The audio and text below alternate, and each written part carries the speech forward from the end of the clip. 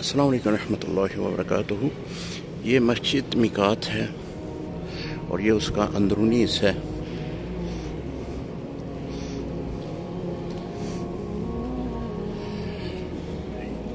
یہاں پر جو عمرہ ادا کرنے والے حضرات ہیں یا حج ادا کرنے والے جو حضرات ہیں، یہاں پہ احرام باندھ کر 2 رکعت نماز نفل ادا کرتے ہیں، تو پھر عمرے کی ادائیگی کے لیے یہاں سے مکے کی طرف روانہ ہو جاتے ہیں۔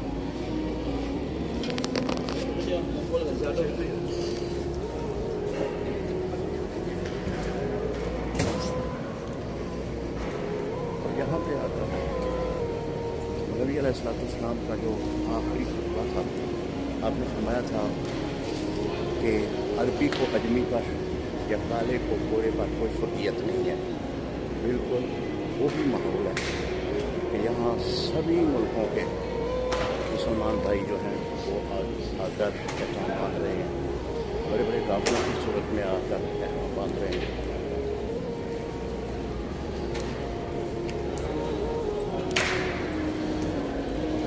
یہاں پہ جوتیاں رکھی جاتی ہیں، اپنی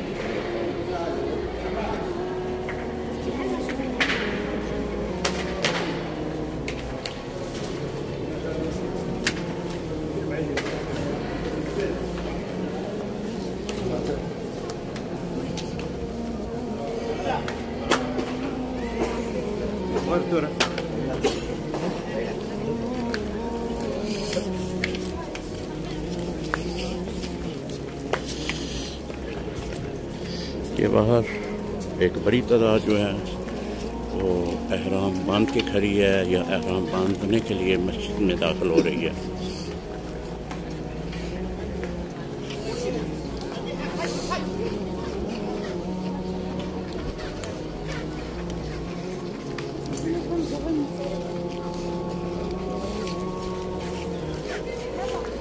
احرام باندھ لیا ہے اور جا رہے ہیں ہم انشاءاللہ مکہ المکرمہ، وہاں پہ عمرہ ادا کریں گے۔ اور میری یہ دعا ہے کہ اللہ تعالیٰ ہر مسلمان کو یہاں پہ ضرور بلائے، کیونکہ یہاں پہ بہت بڑی روحانیت ہے۔ روحانیت کیوں نہ ہو، نبی علیہ السلام کا طریقہ عمل ہے۔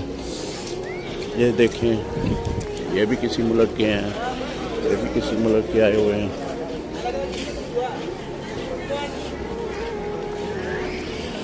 دو کپڑوں میں اپنے آپ کو ملبوس کر کے، 2 کپڑوں کا احرام باندھ کے، لبیک اللہم لبیک لبیک لا شریک لک لبیک ان الحمد والنعمت لک والملک، یہ تسبیح پڑھتے ہوئے یہ احباب عمرے کی ادائیگی کے لیے مکہ المکرمہ جا رہے ہیں۔ سبحان اللہ، سبحان اللہ، سبحان اللہ۔